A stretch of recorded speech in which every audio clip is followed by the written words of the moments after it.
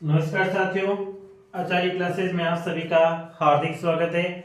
और आज हम अवयव का सेकंड भाग करेंगे। और सेकंड भाग कौन सा? द्वंद्व भाग। कल हमने अव्ययभाव समास के बारे में चर्चा की थी। समास का पहला भाग होता है अव्ययभाव समास। कौन सा समास का पहला पद कौन सा होता है? अव्ययभाव समास। पहला समास कौन सा था? अव्ययभाव समास था, जिसके बारे में हमने कल संपूर्ण जानकारी प्राप्त की कि अव्ययभाव समास किसे कहते हैं, अव्ययभाव समास कितने प्रकार का होता है, तो अव्ययभाव समास के कितने भेद होते हैं, यानी कुछ पहचान बिंदु। भेद यानी अर्थात उसकी पहचान बिंदु। तो मैंने आपको अव्ययभाव समास की 7 पहचान बिंदु बताई थी। पहली पहचान बिंदु थी अनु, फिर से, फिर निर, यथा, प्रति, उप और अधीन। आज हमारा ये समास दूसरा है, और वो कौन सा है? द्वंद्व समास है। कौन सा समास है? द्वंद्व समास। द्वंद्व समास की कुछ बातें हैं, वो आप ध्यान रखिए साथियों। तो मैं आपको बता देता हूं द्वंद्व समास में कौन कौन सी बात ध्यान रखनी। द्वंद्व समास में लिखिए द्वंद्व समास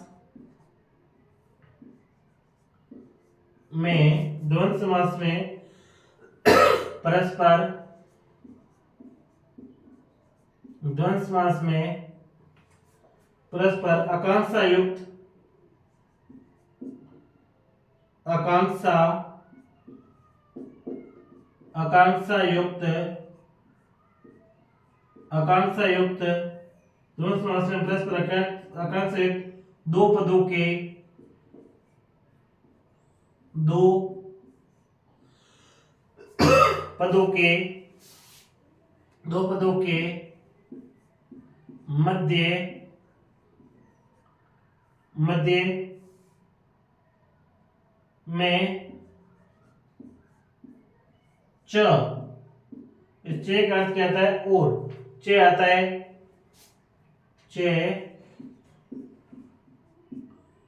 आता है, क्या आता है? चे आता है। इसलिए इसलिए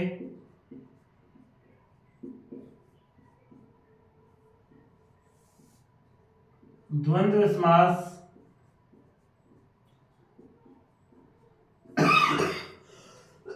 इसलिए द्वंद्व समास उभय प्रधान होता है। उभय प्रधान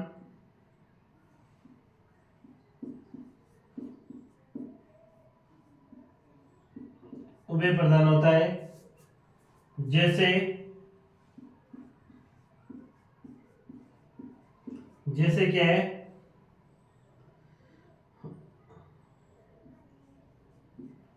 धर्मः च अर्थ च हो क्या गया? धर्मार्थो। धर्मार्थो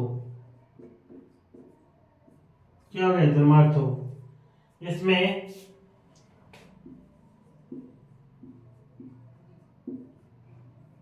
पूर्व पद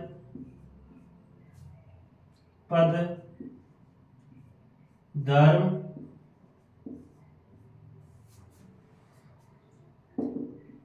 और उत्तर पद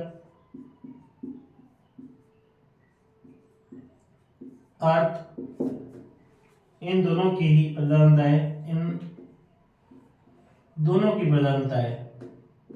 दोनों की प्रधानता है।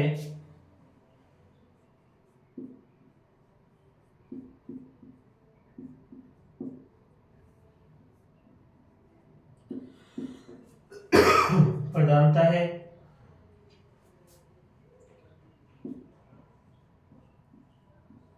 द्वंद्व समास में समस्त पद प्रायः द्विवचन में होता है। कौन सा किस में होता है? द्विवचन में होता है। तो क्या डेफिनेशन है द्वंद्व समास की? द्वंद्व समास में परस्पर आकांक्षा युक्त, द्वंद्व समास में परस्पर आकांक्षा युक्त, डेफिनेशन क्या है? द्वंद्व समास में परस्पर आकांक्षा युक्त दो पदों के मध्य च आता है। दो पदों के मध्य क्या आता है? च आता है। इसलिए द्वंद्व समास उभय प्रधान है। इसलिए द्वंद्व समास क्या? उभय प्रधान है, अर्थात इनमें दोनों पद ही प्रधान है। जैसे धर्म च अर्थ च, तो क्या हो गया? धर्मार्थो, यानी जो पूर्व पद था अर्थात पहला पद था वो धर्म था, जो उत्तर पद यानी बाद वाला पद था वो अर्थ। इन दोनों में क्या है? दोनों पद की प्रधानता है। यानी द्वंद्व समास में क्या कहने का मतलब क्या है? द्वंद्व समास में दोनों पदों की प्रधानता होती है और समस्त पद है वो द्विवचन में आएगा। किस में आएगा? समस्त पद द्विवचन में आएगा। समस्त पद किस में आएगा? समस्त पद द्विवचन में आएगा। समस्त पद किस में आएगा? समस्त पद द्विवचन में आएगा। जैसे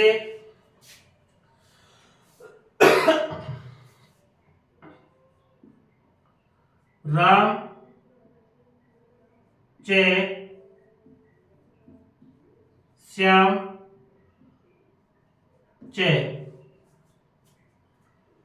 पहचान बिंदु, इसकी पहचान बिंदु लिख लीजिए। कहीं पर भी ओ की मात्रा, कहीं पर भी औ की मात्रा, कहीं पर भी आ की मात्रा, कहीं पर भी च और कहां पर भी सच है अगर आपको मिले तो इसका मतलब क्या है कि वहां पर आपका द्वंद्व समास है। यानी शब्द के अंत में ओ की मात्रा मिले, औ की मात्रा मिले, आ की मात्रा मिले, च मिले और सच मिले, इसका मतलब क्या होगा कि वहां पर द्वंद्व समास होगा। वहां पर कौन समास होगा? वहां पर द्वंद्व समास होगा। रामः चे श्यामः चे, इन चे आ गया अर्थात क्या आ गया? द्वंद्व समास होगा। अब इसे क्या करना है? समस्त पद बनाना है तो कुछ भी नहीं करना है, दोनों नामों को साथ में लिख दो। राम श्याम, राम श्याम, पीछे क्या करना है? च, राम श्याम च लगा दो बस।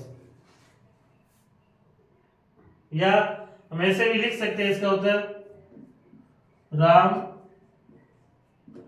श्याम मऊ, ये ऐसे भी लिख सकते हैं।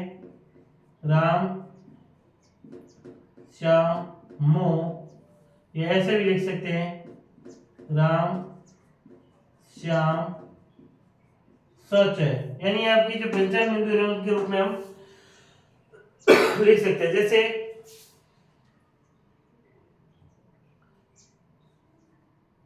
आ जाए आपका कोई भी दो नाम आ जाए, श्याम आ जाए,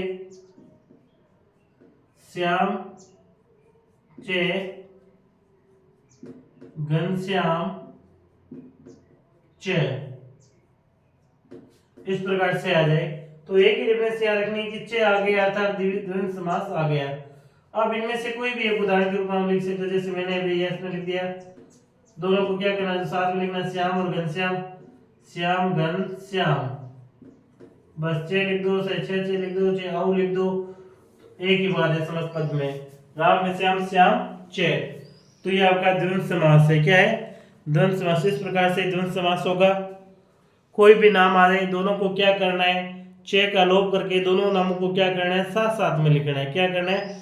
साथ साथ में लिखना है। पीछे आप चाहे चे लगा दें, चाहे सच लगा दें, चाहे ओ की मात्रा लगा दें, चाहे औ की मात्रा लगा दें या आ की मात्रा लगा दें, बनेगा क्या? द्वंद्व समास का समस्त पद ही बनेगा। तो ये आपका एक ट्रिप हुआ द्वंद्व समास का। और इसमें कुछ है जो शब्द जोड़ों के नाम है वो आपको याद करना पड़ेगा। साथ ही इसमें जो समझने का था ना तो यही था। अब कुछ शब्द जोड़े के से हाथ पैर का है, हाथ पैर है, माता पिता है, भाई बहन है, इनको क्या कहते हैं ये आपको याद रखना है। तो मैं इनके कुछ उदाहरण लिख देता हूँ, वो आप याद करके रख लेना। साथ ही बहुत इंपॉर्टेंट उदाहरण है।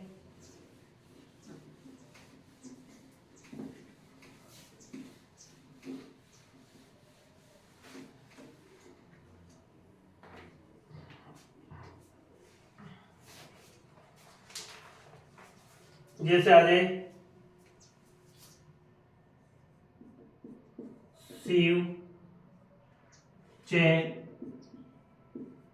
केशव, चे। वही बात, दो नाम आगे कुछ भी नहीं करना है, आपको केवल चे का लोप करना है। दोनों नामों को क्या करना है, साथ साथ में शिव, केशव, इसे आप चे लिख सकते हैं या स चे लिख दे, चाहे आओ की मात लिख दें, आप इसे भी ऐसे लिख सकते हैं शिव केशव, ऐसे भी लिख लो, चाहे शिव केशव, सच, ठीक है। जो भी आपको अच्छा लगे वो समस्त पद के रूप में आप लिख सकते हैं, कोई विशेष बात नहीं है। ध्यान यही रखना है कि चे शब्द आ जाए तो द्वंद्व समास होगा। फिर मैंने आपको 5 व्यंजन बिंदु बताइए, ओ की मात्रा, औ की मात्रा, आ की मात्रा, स च और च च स च के रूप में बनता है। ये अगर नाम आ जाए तो जैसे माता च, पिता च, माता च पिता च, तो इसका क्या है, माता पिता का शब्द क्या होता है, संयुक्त रूप में होता है माता पितृ, माता पितृ। तो ये शब्द आपको याद रखना है, माता पितृ। जैसे आ जाए भ्रातः, भ्राता च, सवसा च, तो इसका क्या होता है, भ्रातृ होता है। अब ये ना मुख्य शब्द है, तो ये याद रखने के हैं। सवसा, भ्राता किसे कहते हैं, भाई, और सवसा कहते हैं बहन को। तो भाई बहन के समूह को क्या कहते हैं, भ्रातृ कहते हैं। क्या कहते हैं, भ्रातृ। तो दो नाम आ गया, तो आ तो भाई और बहन गया, औ की मात्रा भी लगी व्यंजन बिंदु के प्रति। याद आपको रखना है कि दो नाम जोड़े वाले आ जाए, यानी भाई बहन, माता पिता, इस प्रकार के कोई भी शब्द आ जाए तो इस प्रकार की जो मीनिंग है इनको याद रखना होता है। जैसे पुत्र और पुत्री को क्या कहते हैं, पुत्र च, पुत्री च, तो इसका क्या करोगे आप, पुत्रो करोगे। क्या करोगे, पुत्रो करोगे। एक दो उदाहरण में मुख्य रूप से वो लिखा देता हूं, असच, रात्रि सच, अर्थात दिन और रात, इसे क्या कहते हैं, अहोरात्र कहते हैं। क्या कहते हैं, अहो रात्र कहते हैं। दिन रात को क्या कहते हैं, संस्कृत अहोरात्र कहते हैं। जैसे हाथ पैर के समूह को क्या कहते हैं, पानी, इस समूह तो इसमें जरूरत नहीं। जैसे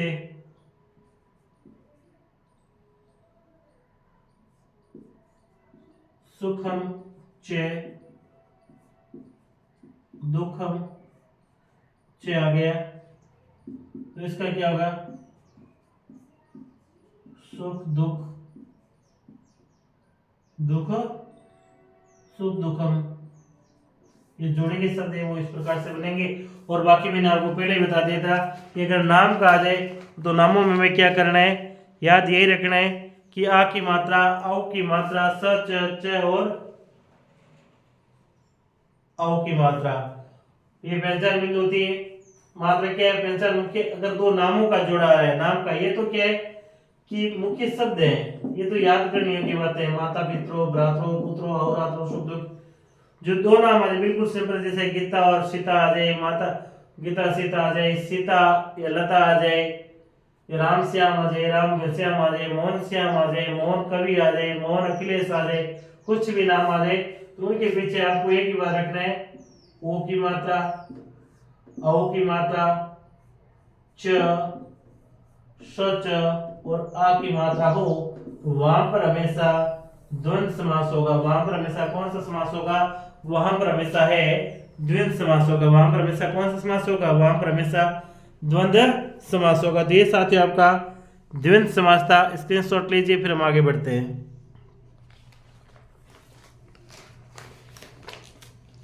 अब आपका है कर्मधारय समास। कौन समास है? कर्मधारय समास।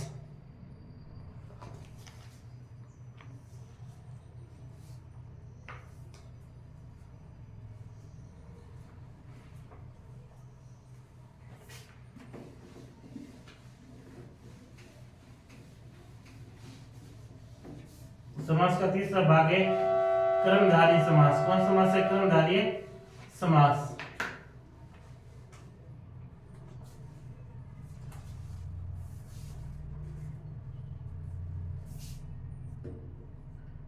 तीसरा भेद है कर्मधारय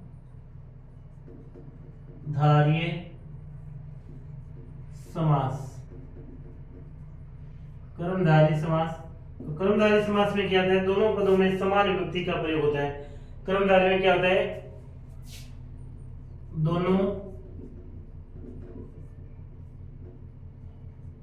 पदों में समान विभक्ति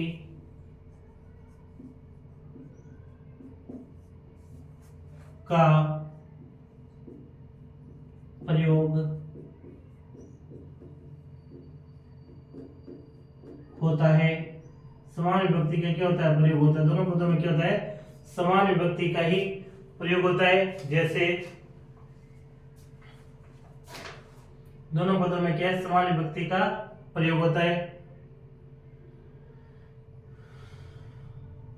जिस प्रकार से आप ये देख सकते हैं, उदाहरण के तौर पर नीलम, कमलम, यानी दोनों में क्या है? द्वितीय का एक वचन है। दोनों में क्या है? द्वितीय का एक वचन। अगर जोड़ेंगे तो क्या हो जाएगा? नील कमलम। क्या हो जाएगा? नील कमलम अर्थात नीला कमल। क्या हो जाएगा? नीला कमल। दोनों नीलम, नीलम में द्वितीय का एक वचन, कमलम में द्वितीय का एक वचन। दोनों में समान विभक्ति हुई या नहीं हुई? दोनों में क्या हुई? द्वितीय का एक वचन, द्वितीय का एक वचन। दोनों में क्या होगी? समान विभक्ति हो गई। क्या होगी? समान विभक्ति हो गई। तो देखिए साथियों, अभी नीला है और एक एक कमल, तो इसमें आप ये ध्यान रखना है कि विशेषण कौन सा है, विशेष्य कौन सा है। तो ध्यान रखें, विशेषण उसे कहते हैं जो जिसकी विशेषता बता रहा है। तो विशेषता क्या है कि कमल है, वो कमल कैसा है कि कमल नीला है, तो अर्थात जो ये नीला है ये क्या हो गया? विशेषण हो गया। जो बच्चा किसके बारे में बता रहा है? कमल के बारे में, दिया आपका क्या हो गया? विशेष्य हो गया। ये बात ध्यान रखें, यानी जिसकी विशेषता बताई जा रही है इस चीज में ये विशेषता है। जिस नील कमलम, कमल कैसा है कि कमल नीला है। कमल कैसा है? कमल नीला है। कमल कैसा है? कमल नीला है। तो ये नीला जो विशेषता है ना, ये आपकी क्या हो गया? विशेषण हो गया। और किसके बारे में बताया जा रहा है? कि कमल के बारे में बताया जा रहा है, तो ये कमल आपका विशेष्य हो गया। ये ध्यान रखेंगे।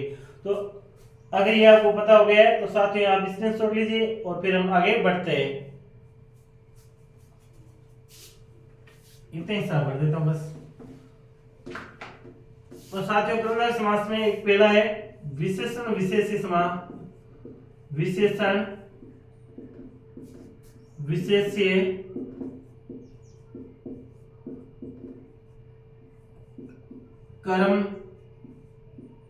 कर्मधारय समास।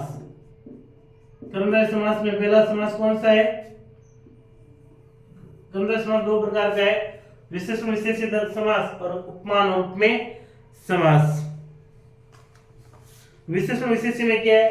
वही जिसमें पहला पद है, दूसरे पद की क्या बताता हूं? विशेषता बताता हूं, तो विशेषण विशेष्य समास कहते हैं।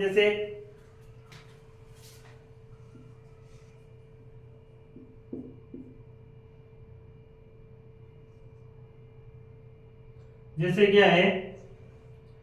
अरे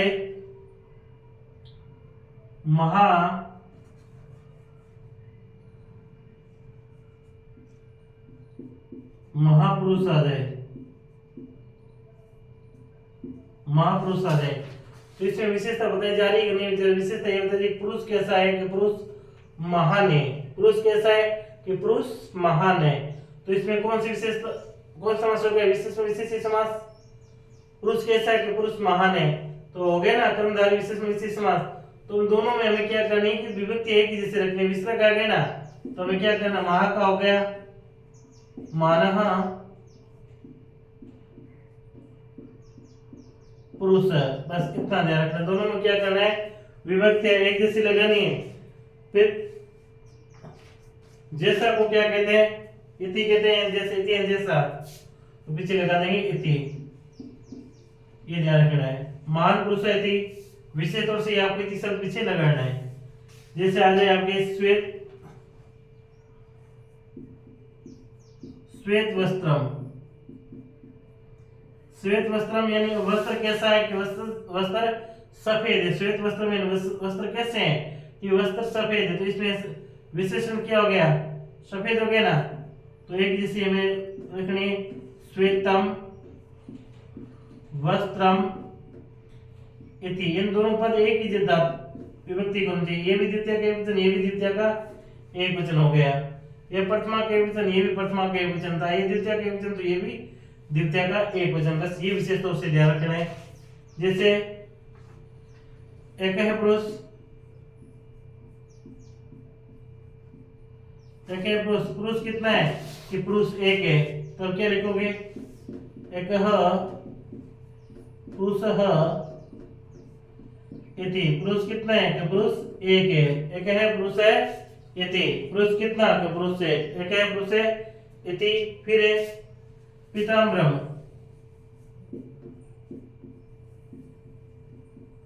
पीताम्बरम वस्त्र कैसे हैं कि वस्त्र पीले हैं। वस्त्र कैसे हैं कि वस्त्र पीले हैं, तो पीतम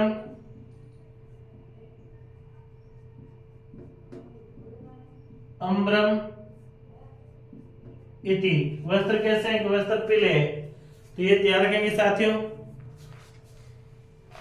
हमें एक ही ध्यान रखना है, दोनों में विभक्ति एक ही जैसी होनी चाहिए। दोनों में विभक्ति कैसी होनी चाहिए, दोनों विभक्ति एक ही जैसी। जैसे मानव पुरुष है, तो दोनों में प्रथमा पुरुष की एकवचन है श्वेतम वस्त्रम, दोनों में द्वितीय के एक है पुरुष वापिस, दोनों में प्रथमा की पुरुष, पीतम अम्बरम में दोनों में द्वितीय का एकवचन। ये विशेष तौर से आपको ध्यान रखना है, विभक्ति दोनों की एक ही जैसी होनी चाहिए, विभक्ति में अंतर नहीं होना चाहिए। अगर विभक्ति में अंतर है तो आपका ये समास फिर गलत हो जाएगा।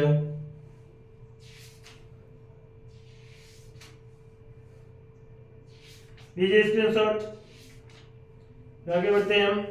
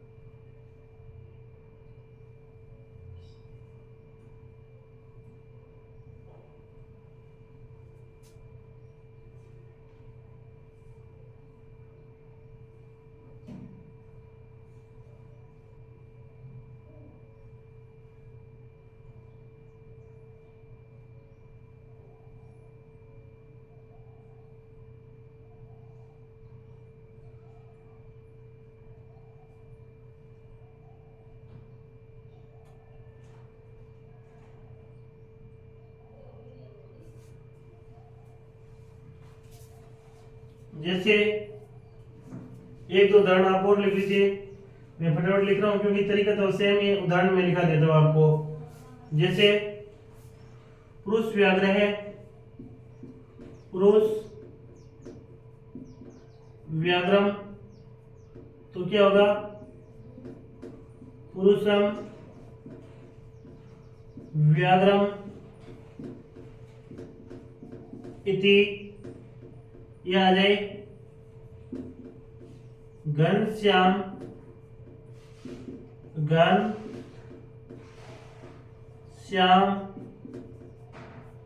इति। तो लिखिए साथियों,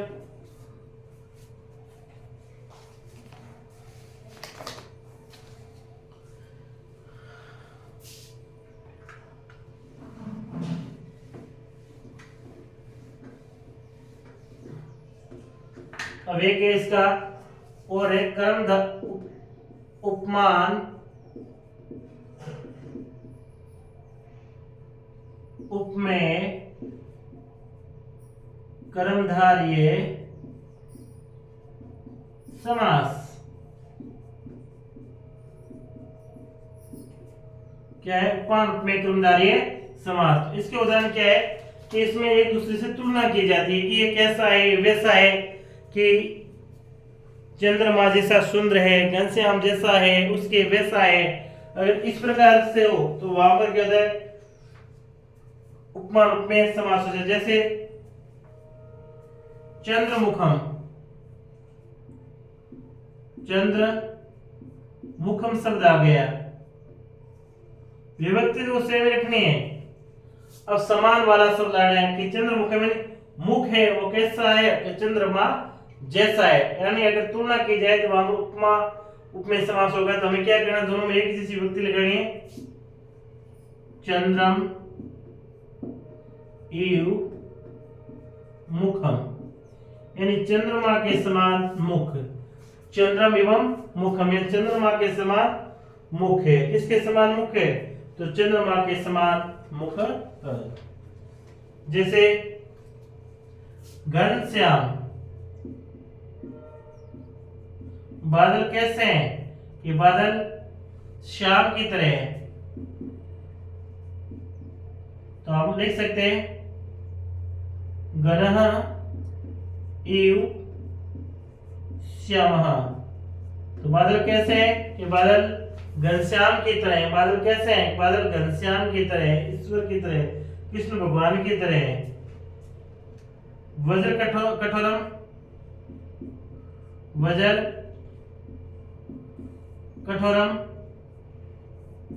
यानी पत्थर जैसा कठोर है, पत्थर जैसा कठोर है। वज्र कठोरम का पत्थर जैसा कठोर, विभक्ति वो ही। वज्रम इव कठोरम, वज्रम इव कठोरम, वज्रम इव कठोरम यानी पत्थर के समान कठोर। किसके समान कठोर? पत्थर के समान कठोर।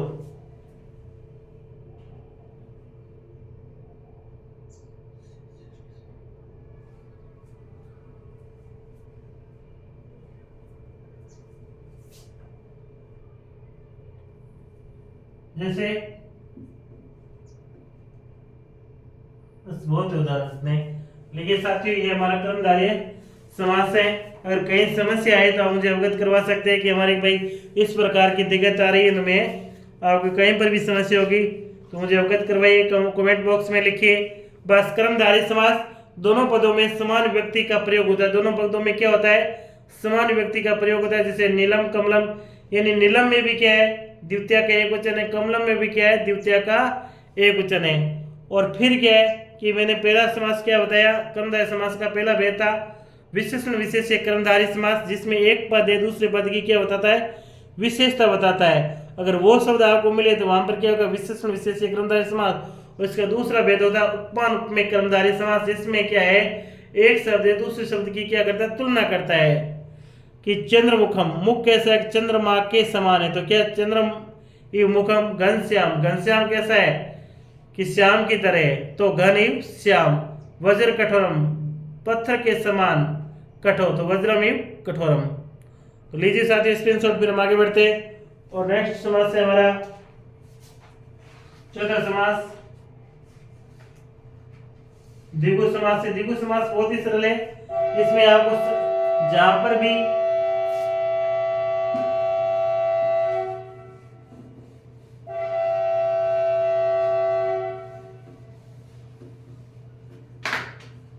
चौथा समास है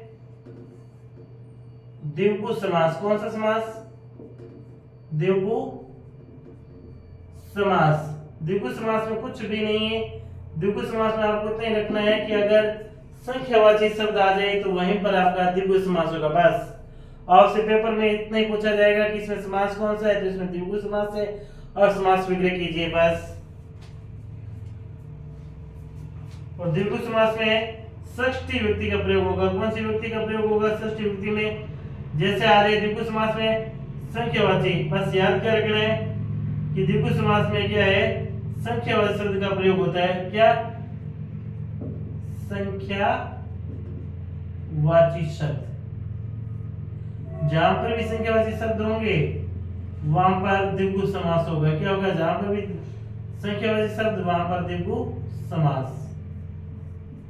जैसे सप्ताह, सप्ताह में 7 होता है, ये क्या संख्यावाची शब्द है या नहीं? अर्थात इसमें कौन समास है? द्विगु समास। जैसे पंचगवम, पंच संख्यावाची शब्द है, अर्थात ये कौन समास है? अविभाव समास है। जैसे चतुर्युगम, चतुर संख्यावाची शब्द है या नहीं है? तो ये अविभाव है, क्या आपका? द्विगु समास है।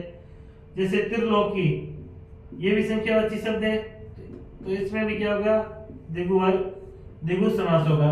बस द्विगु समास की पहचान ये है कि जहां पर भी आपको संख्यावाची शब्द मिले वहां क्या होगा?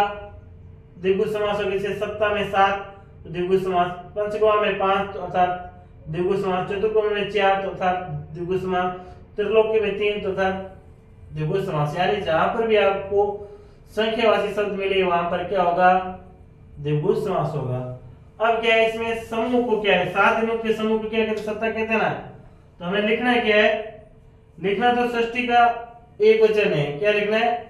नपुंसकलिंग षष्ठी का एक वचन लिखना है। ध्यान है इसमें नपुंसकलिंग षष्ठी विभक्ति एक वचन का प्रयोग होता है। ठीक है, नपुंसकलिंग षष्ठी विभक्ति का एक वचन। और लिखना क्या है कि सप्ताह यानी 7 दिनों का समय ना, तो 7 दिनों के समूह को संस्कृत में क्या लिखते थे? क्या लिखते हैं? लिखिए सप्ताह नाम। षष्ठी का एक वचन 7 में क्या होता है? सप्ताह नाम। दिन को कहते हैं तो एहनाम।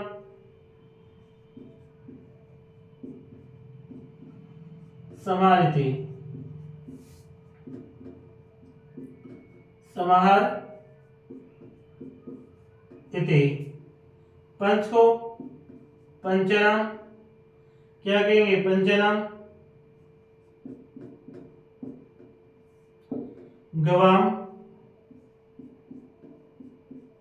समाहरिति।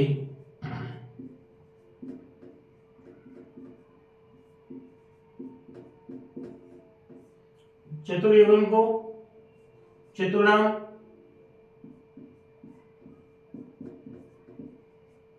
युगनाम,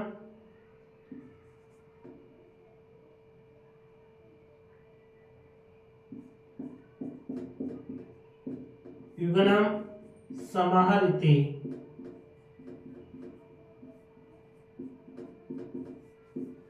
त्रिलोकी को, 3 को क्या कहते हैं? त्रयाणाम, त्रयाणाम, लोकानाम, समाहरिति।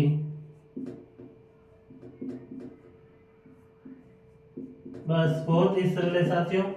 इसमें तो केवल गिनती याद रखनी है और इसका षष्ठी का एक वचन होना चाहिए, बस, और कुछ भी नहीं है।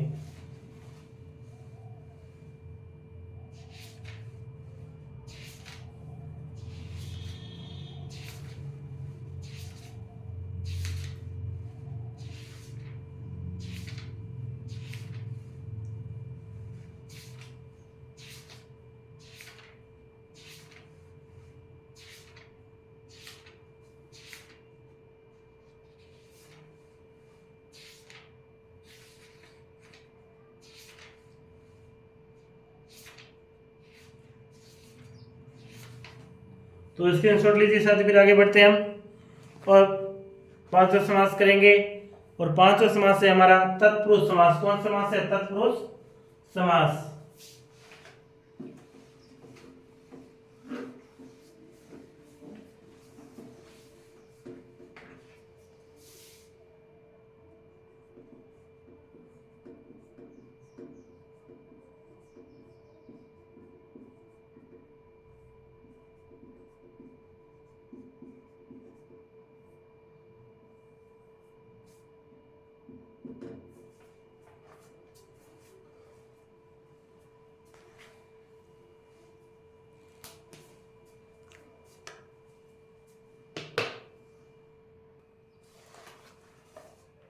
तत्पुरुष प्रत्यय, तत्पुरुष प्रत्यय में क्या होता है? तत्पुरुष प्रत्यय, तत्पुरुष प्रत्यय क्या? तत्पुरुष समास, तत्पुरुष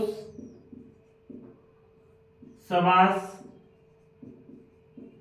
में उत्तर पद, उत्तर पद, उत्तर पद की प्रधानता होती है, उत्तर पद की प्रधानता होती है, उत्तर पद की प्रधानता होती है।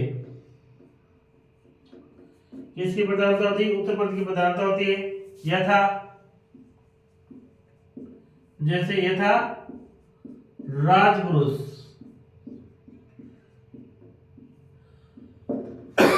यानी राजा का पुरुष, तो विभक्ति पर आगे नहीं, किसका पुरुष है? राजा का पुरुष है।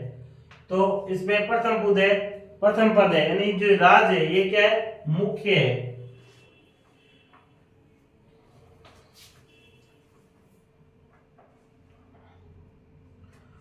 और इसमें विभक्ति के अनुसार ही होता है। तत्पुरुष समास में विभक्ति के अनुसार, प्रथम विभक्ति, द्वितीय विभक्ति, तृतीय विभक्ति, सारे में विभक्ति के अनुसार होगा। जैसे द्वितीय विभक्ति, द्वितीय विभक्ति के अंदर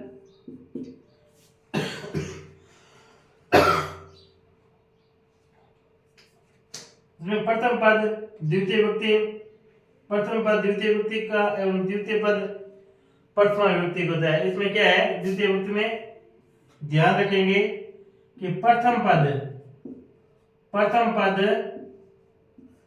द्वितीय विभक्ति में, प्रथम पद द्वितीय विभक्ति, द्वितीय विभक्ति का एवं द्वितीय पद, द्वितीय पद है वो आपके प्रथमा विभक्ति में होता है। कौन सी विभक्ति में होता है? प्रथमा विभक्ति में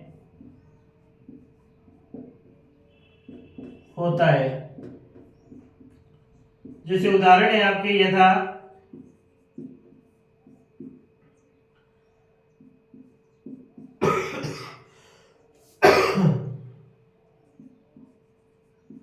ग्राम गतम, ग्राम गते, ये उदाहरण आ गया।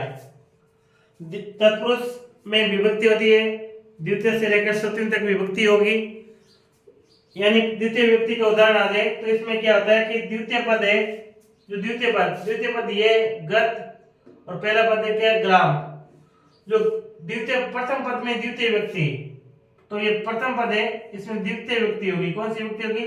द्वितीय। और जो द्वितीय पद है उसमें प्रथमा विभक्ति होगी। बस इतना ही ध्यान रखना है आपको, वचन से मिलना चाहिए। तो प्रथमा का जो ग्राम है यानी प्रथम पद है, विभक्ति कौन सी? द्वितीय। तो द्वितीय में क्या होगा? ग्रामम होगा। द्वितीय का विभक्ति क्या होगा? ग्रामम। और जाने को क्या कहते हैं? गत। तो ये प्रथमा का एक वचन, तो क्या हो गया? ग्रामम गत, यानी अनुवाद पढ़ेंगे तो क्या? गांव को जाना, कर्ता ने कर्म को, यानी गांव को जाना, क्या? गांव को जाना। जैसे सुख प्राप्त है, क्या है? सुख को प्राप्त। प्रथम पद में द्वितीय विभक्ति, तो द्वितीय का वचन क्या है? सुखम प्राप्त, सुखम प्राप्त है, यानी सुख को प्राप्त। क्या हो गया? सुख को प्राप्त। क्या हो गया? सुख को प्राप्त हो गया। क्या हो गया? सुख को प्राप्त। यानी इसी प्रकार से ध्यान रखना, बस प्रथम पद है उसमें द्वितीय विभक्ति आनी चाहिए। प्रथम पद में क्या आनी चाहिए? प्रथम पद के अंदर द्वितीय विभक्ति है, बस इतना ही ध्यान रखना। प्रथम पद के अंदर क्या है? द्वितीय विभक्ति है। कौन से पद है? प्रथम पद में द्वितीय विभक्ति है, इतना ही ध्यान रखना है।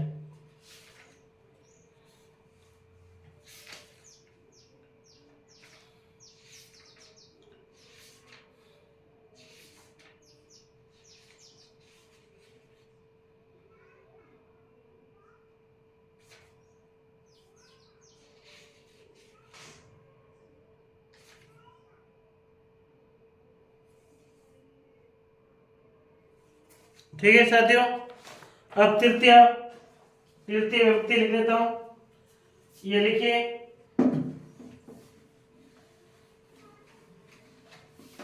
तृतीय विभक्ति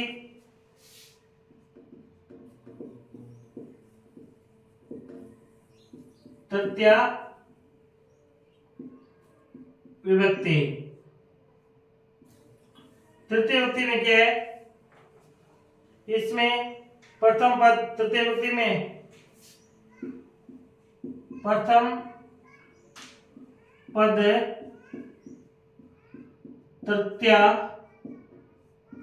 विभक्ति में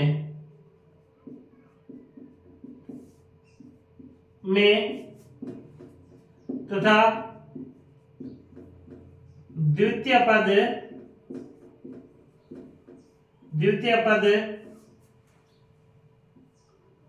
प्रथमा विभक्ति में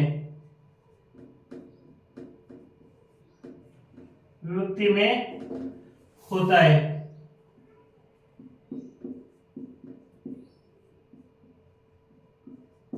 तो इसमें क्या है, ये आपको याद रखना है, कर्ता ने कर्म को कर्ण से, यानी इसमें या तो से आए या के द्वारा आए।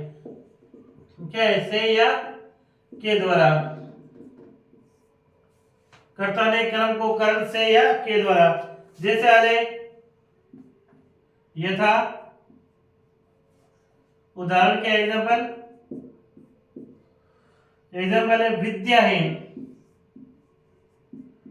विद्याहीन यानी विद्या से हीन है, विद्या से विचित है, तो विद्या प्रथम पद है, इसमें तृतीय का विभक्ति क्या होगा, विद्या।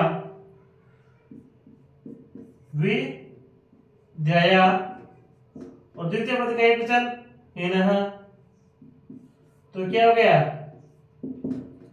जैसे सुख युक्त,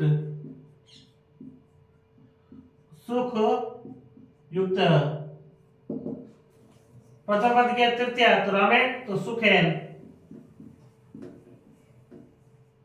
सुखेन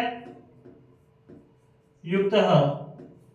क्या हो गया, सुखेन युक्त हो गया। तृतीय विभक्ति में प्रथम पद तृतीय विभक्ति में और द्वितीय पद प्रथम विभक्ति में हो गया। जैसे विद्या है, तो विद्या का तृतीय का एकवचन कहते हैं विद्याया। से लता, लता का होता है ना लताया, रमा कर्माया, इसे विधाया का विधाया, फिर हेन प्रथम विभक्ति में। अब चतुर्थी विभक्ति, तो ये साफ कर देता हूं।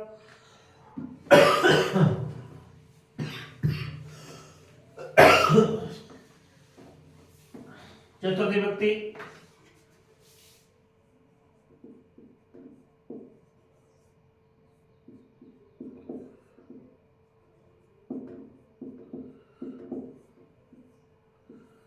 चतुर्थी विभक्ति में क्या, वही सेम है कि प्रथम पद चतुर्थी विभक्ति में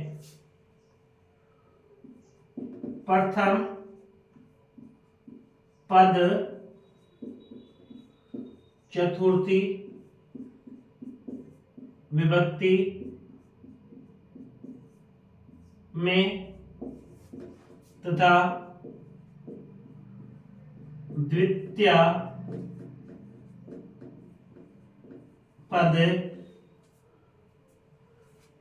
प्रथमा विभक्ति में,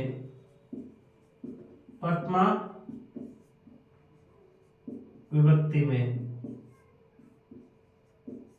और ये दान के योग्य में भी होता है। चतुर्थी विभक्ति दान योग्य में, योग्य के लिए, दान योग्य के लिए। तो जैसे इसमें क्या है, पुत्र रक्षितम,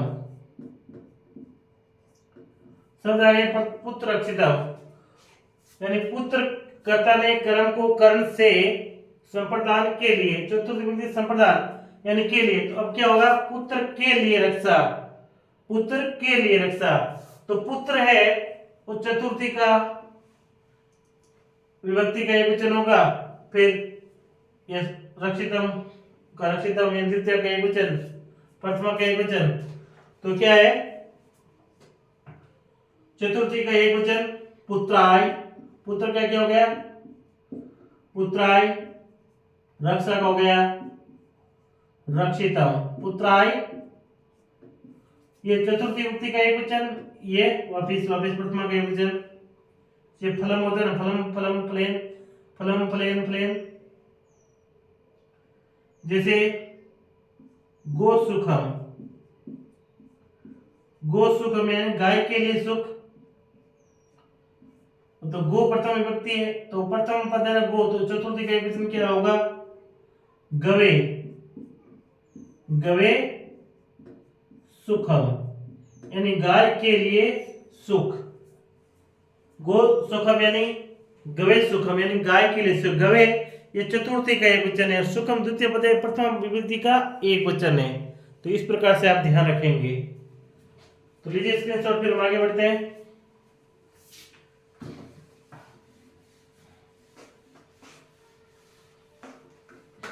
आपकी पंचमी विभक्ति है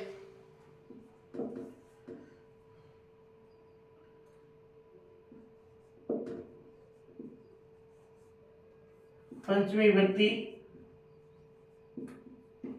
तो इसमें अलग होने का भाव प्रकट होता है। पंचमी विभक्ति में क्या होता है, अलग होने का भाव प्रकट होता है। और इसमें प्रथम पद पंचमी विभक्ति में वही पंचम पद होगा प्रथम पद पंचमी विभक्ति में और द्वितीय पद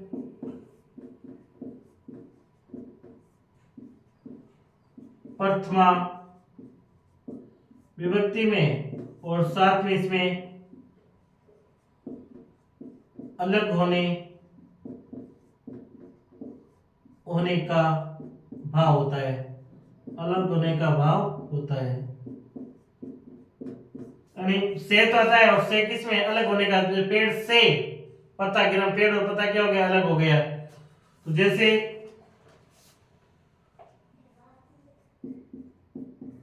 मार्ग भ्रष्ट यानी मार्ग से भ्रष्ट हो गया। कैसा हो गया, मार्ग से भ्रष्ट हो गया। अश्व पतित,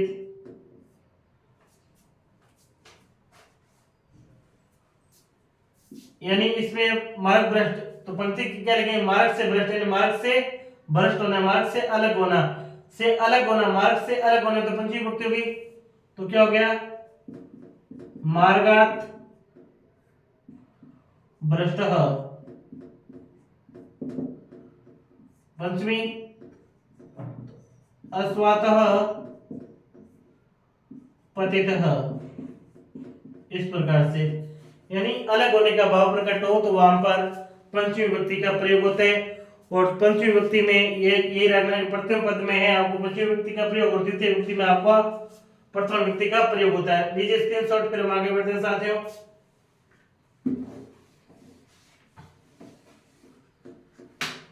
तो आप षष्ठी विभक्ति, षष्ठी विभक्ति,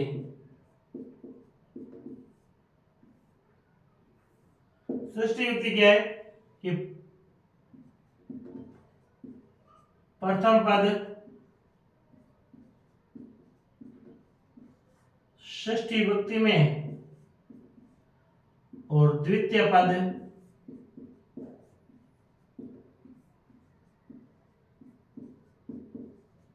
प्रथमा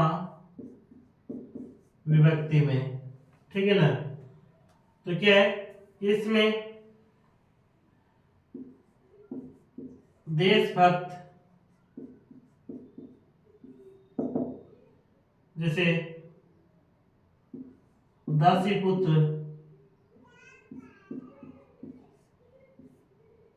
इस प्रकार के शब्द आएगा।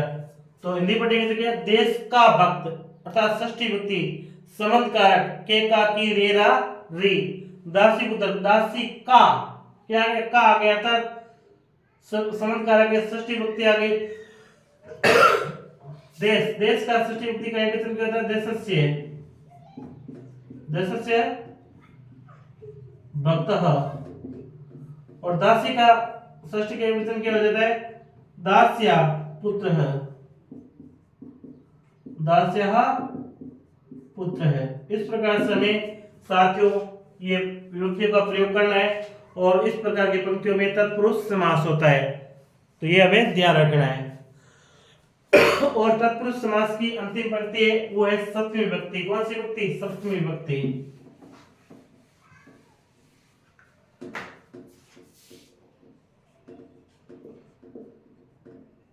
सप्तमी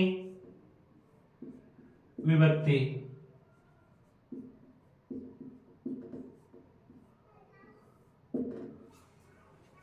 लिखिए साथियों, इसमें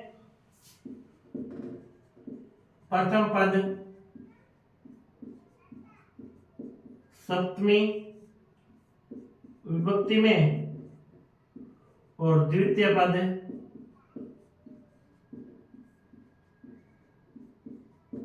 प्रथमा विभक्ति में। बस इतना ही ध्यान रखना। जैसे अब अधिकरण, सप्तमी का मतलब है अधिकरण, अर्थात इसमें में पर पे, में पर पे। जैसे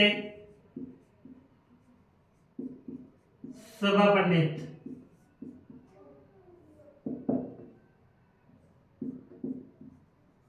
ग्राम सिद्ध, इसकी हिंदी क्या होगी?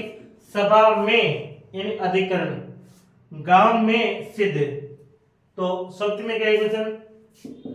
तो सभायाम, सभायाम पंडितः ग्राम सिद्ध, यानी सातवीं का एक ग्रामे सिद्ध। तो ये आप तो साथी तत्पुरुष समास हमारा बिल्कुल कंप्लीट हुआ। कौन समास बिल्कुल कंप्लीट हुआ? तत्पुरुष समास हमारा बिल्कुल रूप से सही ढंग से क्या हो गया? कंप्लीट हो गया। अब हमारा अंतिम समास के रूप में है वो है हमारा बहुब्रीहि समास। कौन सा समास रहा है अंतिम? बहुब्रीहि समास। कौन समास? बहुब्रीहि समास। और समास का अंतिम भेद है बहुब्रीहि समास। बहुब्रीहि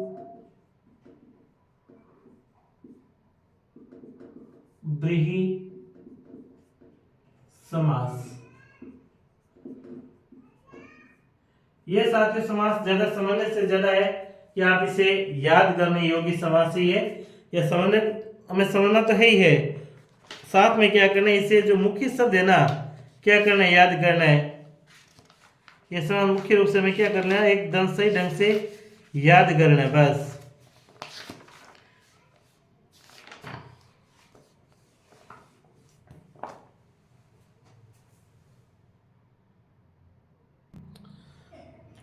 अब साथियों हमारा अंतिम समास है बहुब्रीहि समास। कौन सा है? बहुब्रीहि समास। बहुब्रीहि समास में वैसे तो ज्यादा कुछ है नहीं, आपको केवल जो मैं आपको मुख्य मुख्य नाम देता हूँ वो आपको याद कर लेना है।